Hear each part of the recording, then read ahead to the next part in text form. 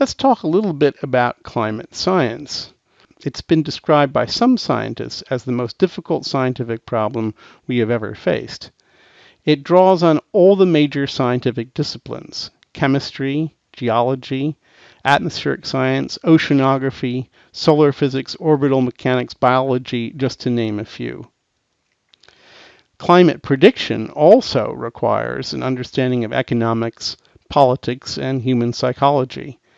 It's regarded by those of us who work in the field as very much a frontier science. It's an exciting place to be as a scientist.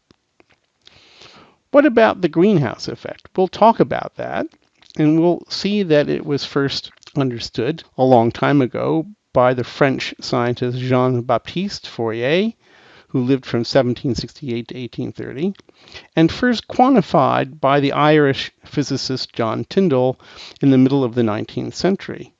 John Tyndall built this apparatus for measuring the transfer of infrared radiation through various different gases in the atmosphere. The problem of global warming, the idea that the combustion of fossil fuels might actually lead to an increase in the greenhouse effect, was first proposed and to some extent quantified by Svante Arrhenius late in the 19th century. Arrhenius wrote in 1906 that any doubling of the percentage of carbon dioxide in the air would raise the temperature of the Earth's surface by about 4 degrees centigrade. And likewise, if carbon dioxide were increased by a factor of 4, the temperature would rise by 8 degrees. We'll see that his predictions are remarkably consistent with modern estimates of what increasing carbon dioxide might do to the climate.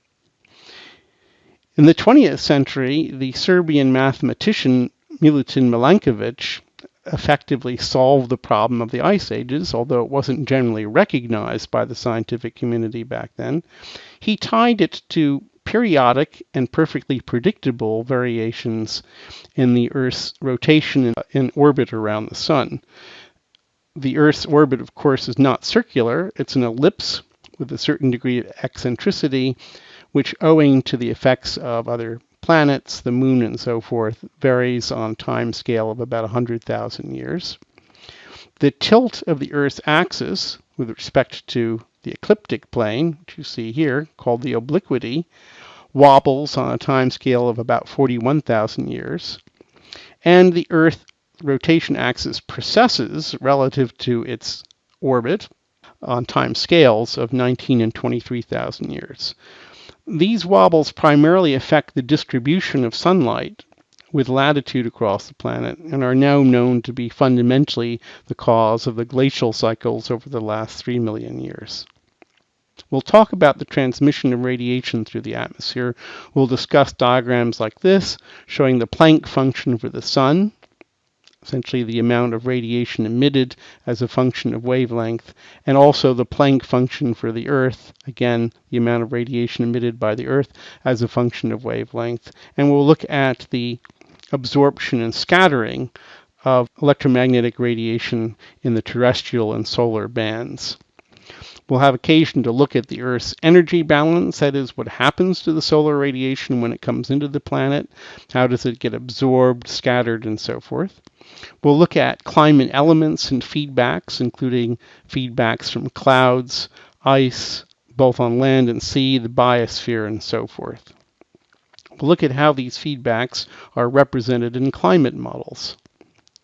We'll discuss the notions of free versus forced variability in the climate system. Let's take an example of that. I'm going to show you a time series without telling you what it is. We'll call this time series starting at 0 units and going to 25 units, and I won't tell you what that is. It's just an arbitrary time series of some quantity shown by this blue line. Now, over this particular period of time, the linear regression trend is this dashed blue line and shows an upward trend. So we'd say, oh, whatever that is increasing with time. Maybe it's temperature. It's getting warmer. But let's extend that time series by just a few of these units. So we're now going to go all the way to 30 units. And we're going to look at the trend from 15 to 30 units given by this green line here. It shows no trend at all. So we might say, well, it stopped warming at 13. In fact, 13 was the warmest that's been any time since then. So without knowing what that is or why it's changing, we could get into an argument about what's causing it and what might happen in the future. Well, here you see the same time series extended all the way to 90 of these units, where you see, in fact, the upward trend resumed up through at least 90 units, as given by the red line. What are we actually looking at? We're actually looking at the average daily temperature in Boston in the year 1995, from April 1st to July 1st. So this upward trend is simply the upward trend you expect from the change of the seasons. But it isn't a simple upward trend. It has all of this noise on top of that, and that noise is weather.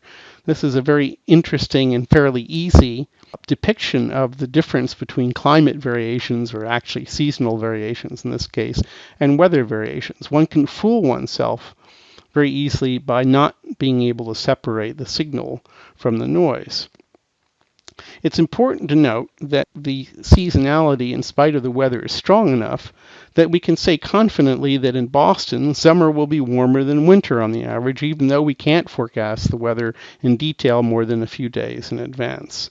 This shows you the difference between a forcing of the climate system and natural free variability of the climate, as represented actually by the weather in this diagram. We'll talk about the concept of climate forcing, natural and otherwise. A very simple, straightforward example of climate forcing is the orbital forcing detailed by Milankovitch, which has all these different periods. This shows the variations of radiation in the high northern hemisphere produced by the different types of variations in the Earth's orbit and rotation. This diagram compares the net radiation reaching high northern latitudes in red to a proxy for the time rate of change of the volume of ice on the planet from oxygen isotopes in black, going back 1 million years. And one doesn't have to be a rocket scientist to see that there's a correlation there. This is a pretty good demonstration of the fact that Milankovitch was pretty much on to what causes the major glacial cycles, though there is a great deal we don't understand about how the Earth responded to this orbital forcing in its detail.